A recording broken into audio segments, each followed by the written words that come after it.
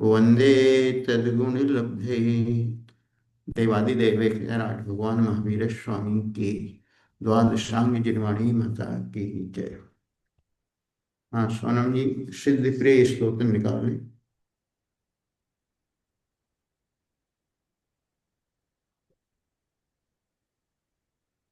मुन्ना भैया जी, भैया जी निकल। आज अपना काव्य चलेगा 25।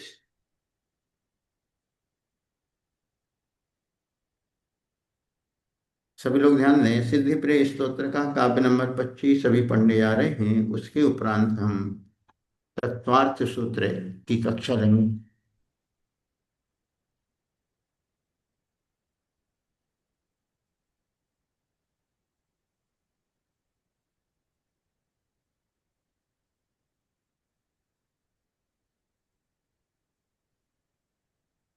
वृत्तात् समुल्लसित चित्तवचः प्रसूते श्रीदेव नंदी मुनि चित्तवचः प्रसूते श्रीदेव नंदी मुनि चित्तवचः प्रसूते यह पाठ कोल्पतर जल्प कृतेस्त्रिसंध्यम। यह पाठ कोल्पतर जल्प कृतेस्त्रिसंध्यम लोकत्रयम् समनुरञ्जति समनुरञ्जति त्रिसंध्यम्। वृत्तात् समुल्लसित चेत्तवचा प्रसूते श्रीदेव नंदी मुनि चेत्तवचः प्रसूते यः पाठ कोल्पितरे जल्प कृते स्त्रिसन्ध्यम् लोकत्रयं समनुरञ्जयति स्त्रिसन्ध्यम्। एक बार फिर से पढ़ते हैं 25 नंबर का काव्य।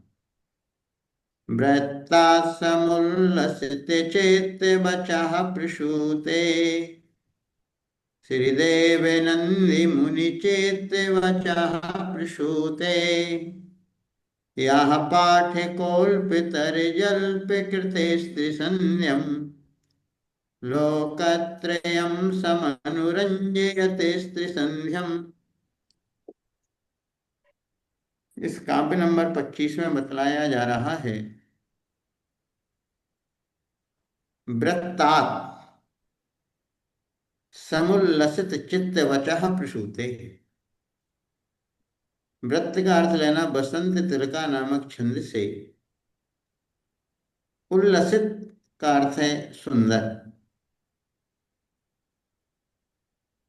चित्त वचः प्रसूति यानी अंतरंग वचनों की, भक्ति भरे वचनों की उत्पत्ति वाली। अल्प जल्पकृते, अल्पतरा ने संक्षेप में कही गई। श्रीदेव नंदी मुनि चित्त वचः प्रसूते, श्रीदेव नंदी नामक मुनिराज की निर्दोष रचना का यह अर्थात जो भी भव्य आत्मा जी त्रिसंध्याम अर्थात तीनों संध्याओं में, पाठ का अर्थात इसका पाठ करता है, स वह जीव त्रिसंध्यम तीनों संध्याओं में हमेशा, लोकत्रयम तीनों लोकों को, समनुरंजति भली प्रकार आकर्षित करता है। यहाँ पर यह बतलाया गया है कि जो सिद्धि प्रिय स्तोत्र है बसंत तिलका नामक छंद में रचा गया है। इन अंतरंग वचनों की भक्ति से भरे हुए इस वचनों के माध्यम से मैंने जो अत्यंत संक्षिप्त मैं ये रचना रची है, जो भी जीव तीनों संध्याओं में, तीनों कालों में इसको हमेशा पढ़ता है, उसकी यश कीर्ति तीनों लोकों में फैलती है। ऐसा यहाँ पर है। चलो भूवी, वंदना भैया जी। कितने दिनों के बाद क्लास में आई हो? भैया जी हॉलीडेज चल रही थी ना, तो नानी घर गए थे। कहाँ गई थी? भैया जी नानी के घर के बाद घूमने कुंडलपुर गए थे, बहोरी बंद गए थे और पटेरिया गए थे। ये थोड़ी ना पूछ रहे, मुझे कहाँ गए थे। और श्रद्धा में नहीं आई थी? भैया जी आ रही थे, लेकिन ना 10 बज गए थे, तो फिर हम चले गए थे। हमने तो वेट किया था। हमने तो वेट किया था कि आप 10:30 पे आओगी तो ही हमें। भैया जी मम्मी कह रही थी कि फोन लगा के पूछेंगे, तुमने बताया ही नहीं।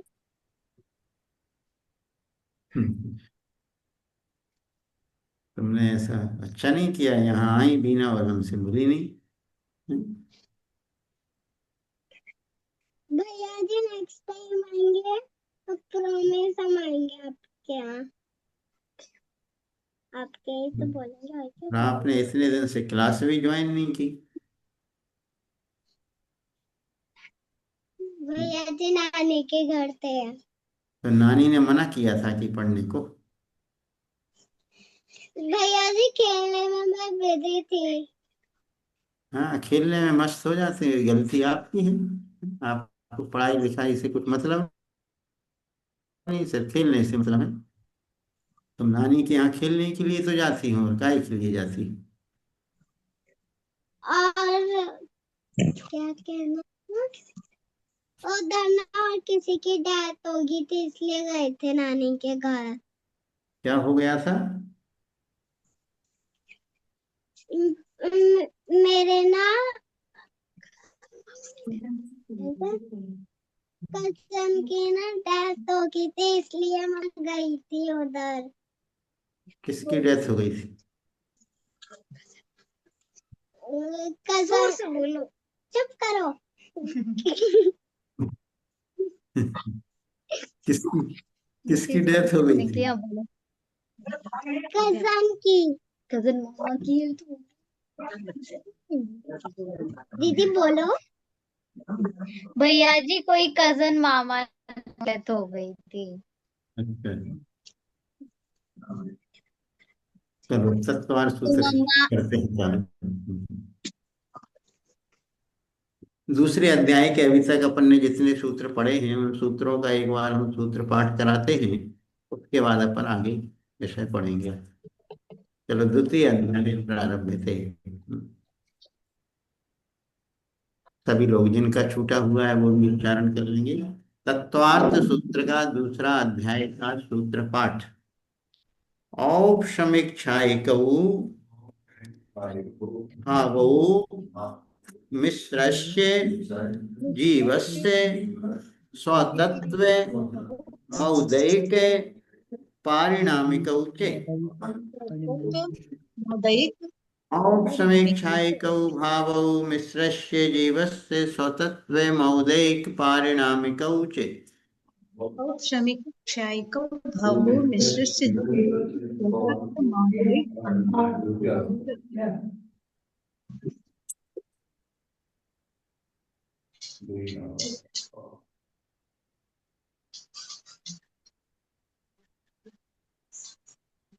द्विनवाष्टा वीडियो नहीं मेरी दशैकविंशति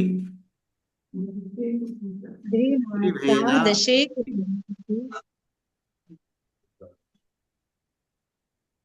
द्विनवाष्टादशैकविंशति त्रिभेदा। जी आपका स्पीकर खुला है, उसको ऑफ करें, आवाज डिस्टर्ब होती है। त्रिभेदा यथाक्रमम् द्विनवाष्टादशैकविंशति त्रिभेदा यथाक्रमम्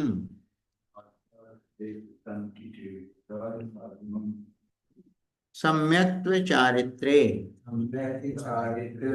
ज्ञान दर्शन दान लाभ भोगोपभोग वीर्याणि च ज्ञान दर्शन दान लाभ भोगोपभोग वीर्याणि च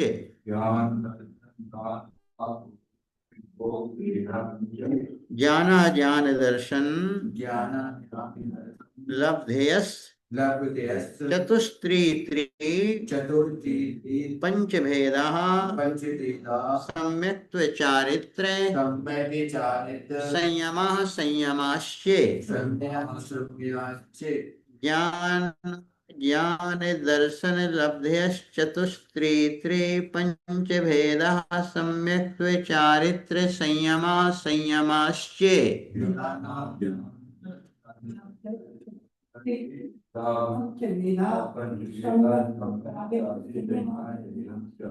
गति कषाय लिंग मिथ्या दर्शना ज्ञाना संयता सिद्धलेस्यास् चतुश्चतुस् त्रैकैकैक षड्भेदाः गति कषाय लिंग मिथ्या दर्शना ज्ञाना संयता सिद्धिलेस्याश्च चतुश्चतुस्त्रैकैकैक षड्भेदाः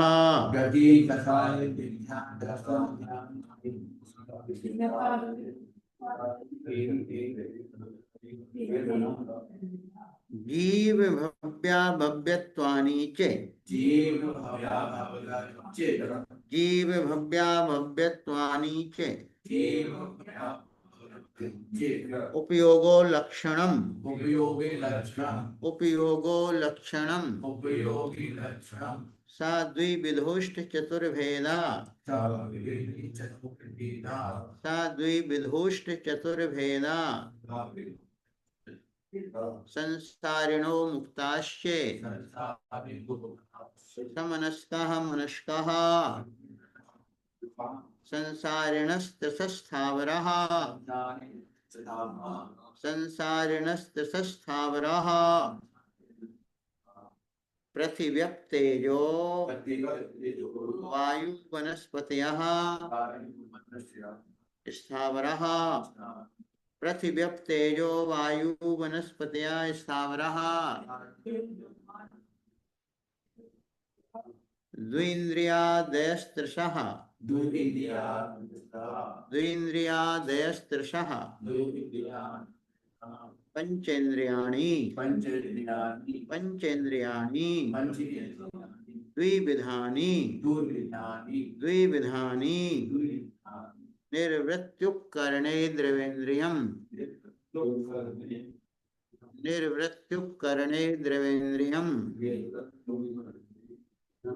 लब्धुपयोगौ भावेन्द्रियम् लब्धुपयोगौ भावेन्द्रियम् स्पर्शन रसनघ्राण चक्षुश्रोत्राणि स्पर्शन रसनघ्राण चक्षुश्रोत्राणि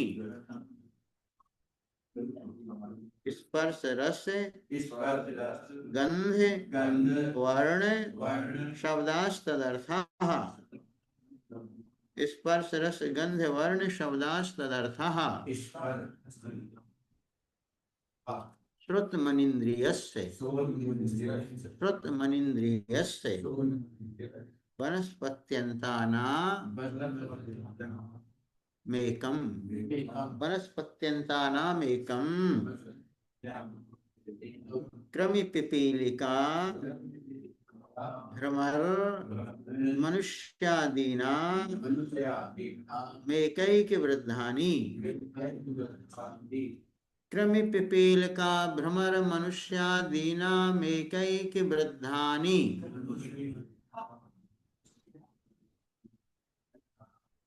संजिनः समनस्कः संजिनः समनस्कः। अपना यहीं तक हुआ था विषय कल। 24 सूत्र हो चुके हैं द्वितीय अध्याय के। आज हम 24 सूत्र के बाद 25वें सूत्र से अर्थ करेंगे। उसके पहले इन 24 सूत्रों में से कुछ प्रश्न पूछ रहे हैं आप लोगों में से ही। इन 24 प्रश्न सूत्र जो हुए हैं उसी में से कुछ छोटे छोटे से प्रश्न बना करके आप लोगों से पूछते हैं, आप लोग बताएंगे।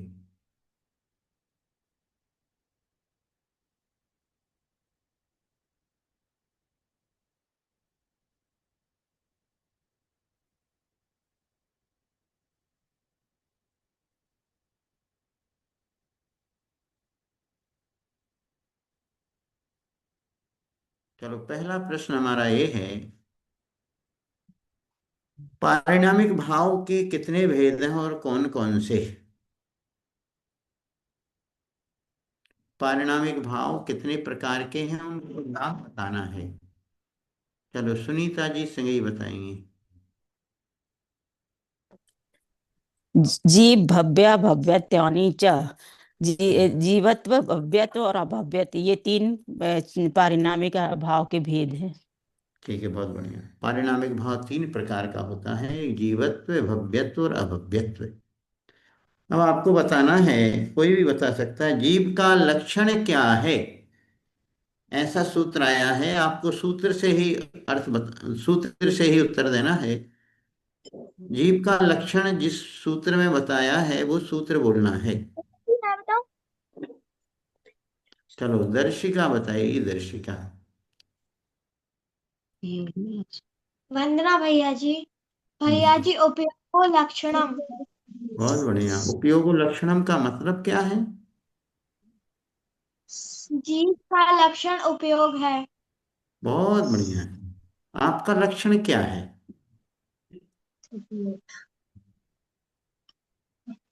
आप जीव हैं कि नहीं? है ना जी। जी भैया जी। जीव हो कि अजीब, बताओ। भैया जी, जी जीव। अच्छा, तो आपकी पहचान क्या है? आपको हम कैसे पहचानेंगे कि आप जीव हैं? संसार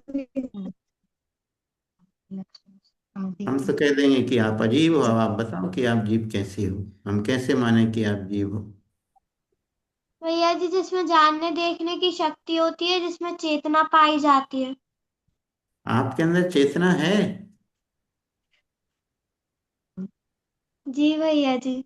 हाँ, दो चेतना लटक रही है, किस कान से लटक रही है, किस कान से लटक रही है? दो आगे लटक रही हैं। ठीक है, आप जीव हैं, मान लिया हमने, क्योंकि आपके अंदर जानने देखने सुनने की शक्ति है, जानने देखने की है, खाने पीने की शक्ति है, इसलिए आप जीव हैं। अच्छा, भूवी आप बताओ, आप जीव हो कि अजीब हो? भैया जी, जीव। भैया जी तो जीव हैं, आप बताओ जीव हो कि अजीब? जीव। कैसे हो जीव? जीभ निकालती हो इसलिए जीव हो? नहीं भैया जी। हाँ, क्या है फिर आपके अंदर?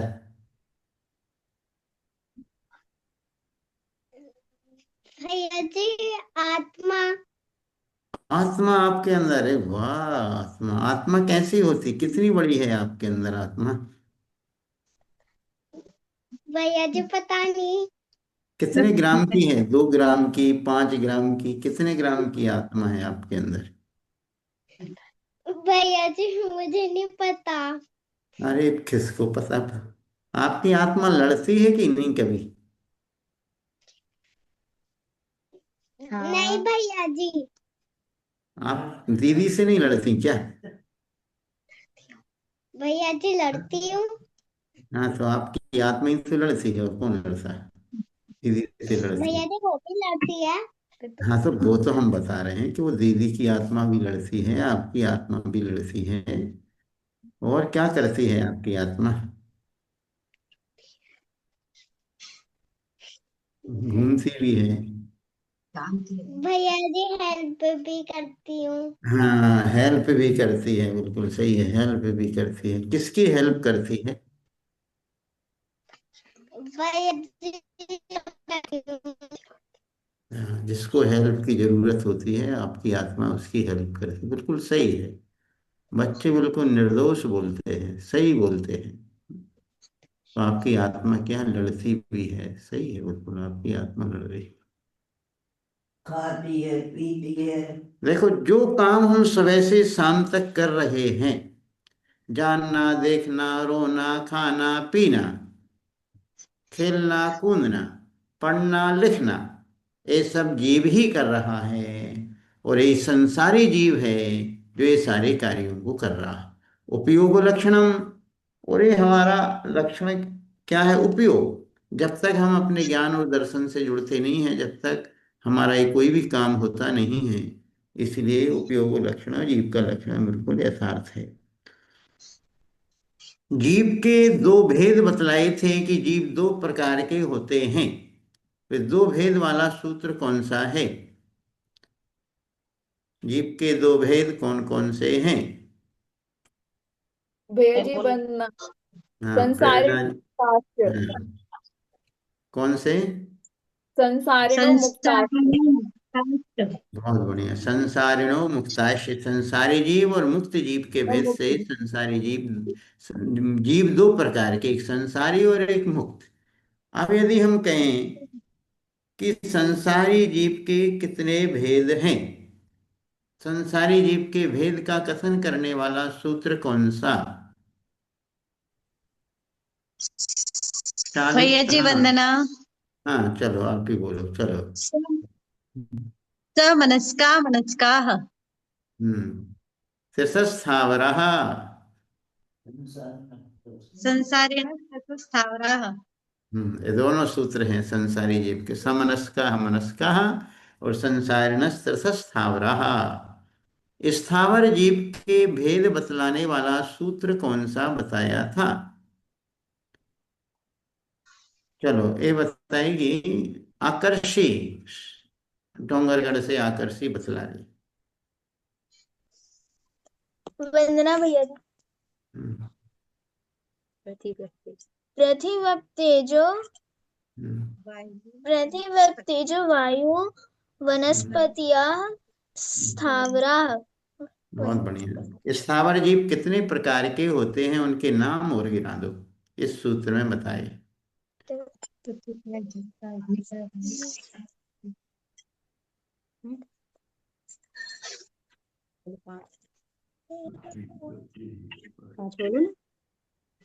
हम बताएं। चलो शालिनी जी बोलो, शालिनी जी बोल दो। माँ अच्छा बोलो। वंदना भैया जी। भैया जी 5 भेद होते हैं स्थावर। हम्म, हम्म, स्थावर के 5 भेद होते हैं। पृथ्वी पृथ्वी का एक, जल का एक, अग्नि का एक, वायु का एक और वनस्पति का एक। बहुत बढ़िया। हमने उस दिन पृथ्वी के भी चार भेद बतलाए थे, जल के भी, अग्नि के भी, वायु के भी, वनस्पति के भी। वो चार भेद कौन कौन से बताए थे? कायिक और हम्म, पृथ्वी। हम्म, भैया जी चलो। नहीं थे हम क्लास में। हाँ, चलो सुनीता जी बता रही हैं, सुनीता जी। चार के पांच है, भैया जी हम पृथ्वी, पृथ्वी का एक जीव, पृथ्वी अरे पृथ्वी, चलो। पृथ्वी का एक, पृथ्वी काय और पृथ्वी, जी, पृथ्वी जीव और जल का एक, जल का है और जल चलो ठीक पृथ्वी ठीक जल का ठीक एक जीव। ठीक। हाँ समझ, देखो ऐसे चार भेद कर लो, फिर सबके साथ लग जाएंगे। एक तो पृथ्वी सामान्य हुआ, एक पृथ्वी काय हो गया, एक पृथ्वी कायक हो गया, और एक पृथ्वी पृथ्वी जीव हो गया। चार। पृथ्वी, पृथ्वी काय, पृथ्वी पृथ्वी का कायक और और पृथ्वी पृथ्वी जीव। जीव। जो विग्रह गति में जीव है उसको किस में लेंगे इन चारों में से? कोई भी नहीं। पृथ्वी जीव में भैया जी। बहुत बढ़िया, पृथ्वी जीव में लेंगे, क्योंकि जिसने उस नाम कर्म का, पृथ्वी नाम कर्म का बंध कर लिया है। और यहां से कोई यदि मान लीजिए चींटी का जीव था, उसको पृथ्वी में पैदा होना है, एक इंद्रिय पृथ्वी में पैदा होना। चींटी की पर्याय को छोड़ा, विग्रह गति में जब है, उस समय ये पृथ्वी जीव कहलाएगा।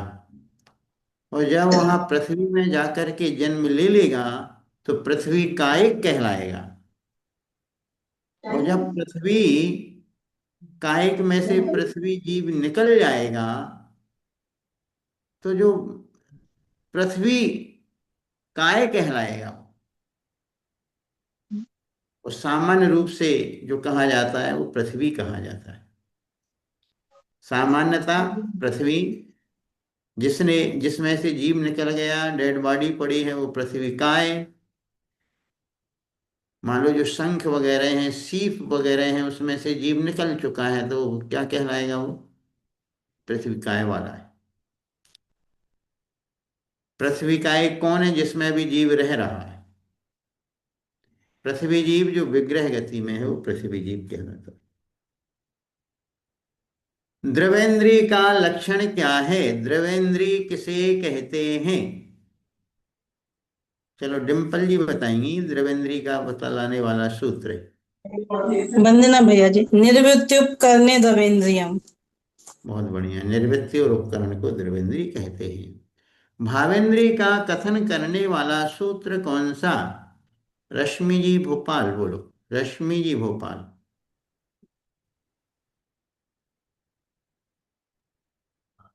वरना भैया जी, हम्म। भैया जी क्या पूछा आपने? भावेंद्री का सूत्र? हाँ, भावेंद्री का कथन जिसमें आया है वो सूत्र बताना है। जी भैया जी। हम्म। ढूंढो आप कौन सा है। भैया जी हम अभी यार बाहर से आए तो थोड़ा सा। क्या भैया जी? सेटल मैं हो बोलूं? जाए। हाँ, अश्लेषा जी बोलो। लब्धोपयोगो भावेन्द्रियम। हाँ, लब्धि और उपयोग को भावेंद्री बोलते हैं। बहुत बढ़िया। अब वो सूत्र बतलाना है जिस सूत्र में बतलाया है कि पांचों स्थावर जीवों की एकमात्र स्पर्शन इंद्रिय हुआ करती है। वो सूत्र कौन सा है?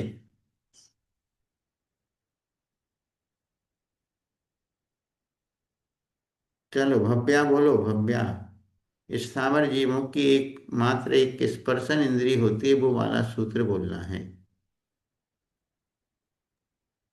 वंदना भैया जी स्पर्शन रसना घ्राण चक्षु श्रोत्राणी। ये तो पांच इंद्रियों के नाम बताए हैं। भैया जी वो वाला बोलो। काव्य कौन सा है फिर? काव्य नहीं, सूत्र। आकर्षी बोल रही। चलो बोलो जी आकर्षी। भैया जी। हम्म।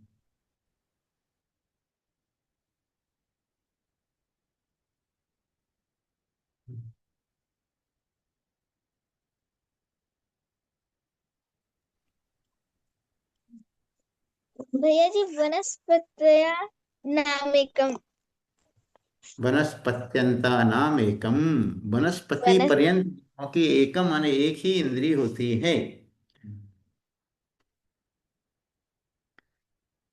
जिस सूत्र में उपयोग के भेद बतलाए हैं वो सूत्र बोलना है कि वह उपयोग कितने प्रकार का है, उसके भेद कौन कौन से हैं, वो सूत्र बतलाना है।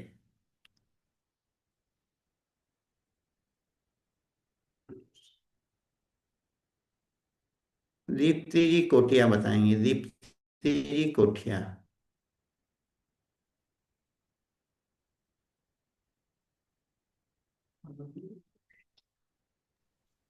वंदना भैया जी। हम्म। सा द्विविधोष्ट चतुर्भेदा। बहुत बढ़िया। सा द्विविधोष्ट चतुर्भेद। सा ने वह उपयोग, द्विविधा ने दो प्रकार का है। एक दर्शनोपयोग, एक ज्ञानोपयोग। उसके भेद हैं। ज्ञानोपयोग 8 प्रकार का है, दर्शनोपयोग 4 प्रकार का है। चलो अब आगे आज अपन पढ़ाई करते हैं। अभी तक अपन ने कल 24 सूत्र पढ़े थे, आज 25वें सूत्र से पढ़ते हैं। विग्रह गतौ कर्म योगः। विग्रह गतौ कर्म योगः। गति नहीं, गतौ। विग्रह गतौ कर्म योगः। अब बतला रहे हैं कि जो विग्रह गति में जीव होता है उस समय कौन सा योग होता है। तो विग्रह गति में कर्मण का योग होता है। क्या? विग्रह गति में कर्मण का योग। कर्मण मतलब कर्म ही वहां पर शरीर है एकमात्र। विग्रह गति में जीव के पास क्या रहता है? कर्मों का एक पुंज रहता है। कर्म का एक समुच्चयन होता है वही वहां पर योग होता है। तो यहाँ पर बतला दिए विग्रह अर्थात जब जीव विग्रह गति में गमन करता है उस समय एकमात्र कारमाण का योग होता है। उसके बाद ना वचन होते हैं ना अलग से कोई काय होती है ना वहां पर मन होता है। वहां पर एकमात्र क्या रहता है सामान्य कर्मों का पिंड रहता है वो कहलाती है विग्रह गति। विग्रह गति वो जब जीव एक शरीर को छोड़ करके नया शरीर धारण करने के लिए गमन करता है उसका नाम है विग्रह गति। ये परिभाषा याद रखना सब लोग कि विग्रह गति किसे कहते हैं। जब जीव एक शरीर को छोड़ करके नया शरीर धारण करने के लिए गमन करता है उसका नाम है विग्रह गति। और विग्रह गति में क्या होता है विग्रह गति में एकमात्र कारमाण शरीर ही होता है क्योंकि शरीरों की उत्पत्ति का मूल कारण तो कारमाण शरीर है। उसी के माध्यम से अन्य शरीरों की रचना होती है इंद्रियों की रचना होती है किसके माध्यम से उस कारमाण काय के माध्यम से।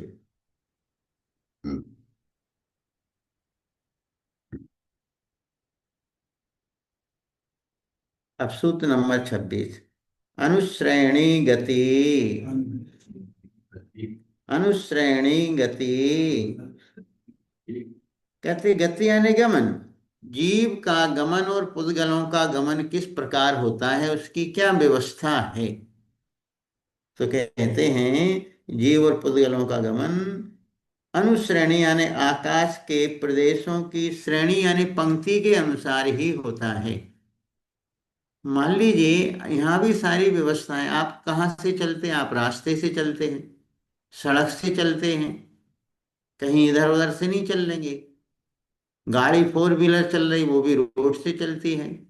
ट्रेन कहाँ से चलती है पटरी के ऊपर चलती है।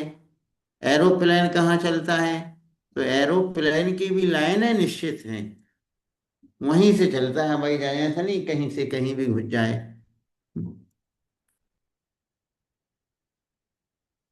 तो इसी प्रकार जीव और पुद्गलों का जो गमन है वो आकाश के प्रदेशों की श्रेणी के अनुसार ही होता है।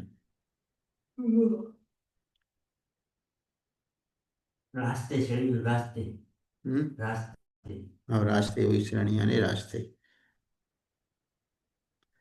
अविग्रह जीवस्य सूत्र नंबर 27 है अविग्रह जीवस्य जीवस्य मतलब मुक्त जीव की जो गति है अविग्रह ने मोड़े से रहित होती है उसको कहीं मोड़ा नहीं लेना पड़ता है टर्न नहीं करना पड़ता है उनको सीधा यहाँ से जीव जिस शरीर से छूटता है सीधा वहीं आकाश के माध्यम से जाकर के सिद्धालय में पहुंच जाता है उसको कोई टर्न नहीं लेना पड़ता है। तो अविग्रह जीवस्य जीवस्य यानी मुक्त जीव की जो गति है मोड़े से रहित अर्थात सीधी होती है। अर्थात मुक्त जीव एक समय में सीधा 7 राजू गमन करता हुआ सिद्ध क्षेत्र में जाकर के विराज जाता है। देखो जीव का एक समय में कितना गमन हो गया 7 राजू।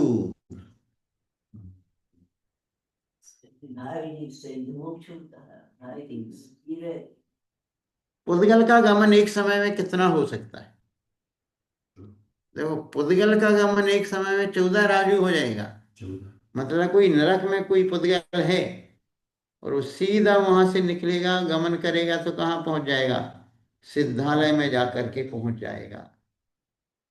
तो पुद्गल का गमन जीव से भी ज्यादा हो रहा है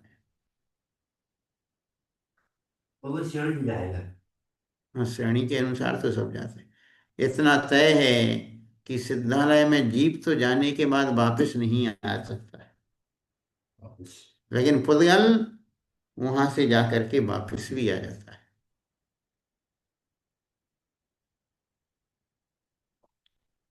तो अविग्रह का अर्थ है मुड़ना नहीं पड़ता है अर्थात सीधी गमन होता है उसको अविग्रह जीवस्य बोलते हैं।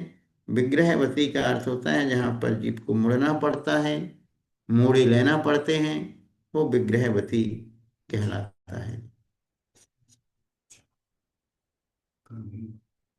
अब आगे संसारी जीवों की गति और समय के बारे में बता रहे हैं। सूत्र नंबर 28।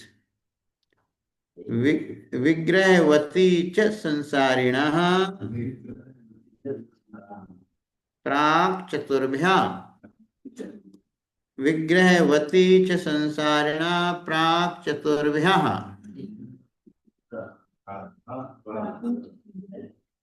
संसारिणा अर्थात संसारी जीवों की गति का ये प्रकरण चल रहा है, तो ऊपर से लगा लेना कि संसारी जीवों की जो गति है अर्थात गमन है, प्राक चतुर्भ्या यानी 4 समय से पहले पहले, विग्रहवती अर्थात मूड सहित और 4 शब्द से मूड रहित, ये दोनों प्रकार की गति होती है। अर्थात संसारी जीव जब मरण करता है तो 4 समय से पहले पहले तक उसका क्या हो जाता है, जन्म हो जाता है। तो वो मूड रहित भी हो सकता है और मूड से सहित भी हो सकता है। अब सूत्र नंबर 29 है। एक समया विग्रह, एक समया विग्रह। अविग्रह का अर्थ है मोड़े से रहित जो गति होती है, उसमें एक समय अर्थात एक ही समय लगता है। जिस गमन में जीव को मोड़े नहीं लेना पड़ते हैं उसमें सिर्फ एक ही समय लगता है और सीधा जाकर के वहां पर जन्म ले लेता है। सेकंड टेकंड तो बहुत दूर की बात है। समय सेकंड का भी बहुत छोटा हिस्सा है। वो सबसे छोटी इकाई का नाम है समय। एक समय अविग्रह का मतलब है जहां पर मूड रहित गति होती है वहां पर सिर्फ एक ही समय लगता है, इससे ज्यादा नहीं। आज का अंतिम सूत्र लेकर के आज की क्लास पूर्ण होगी। एकम दौ त्रीन वानाहारकः,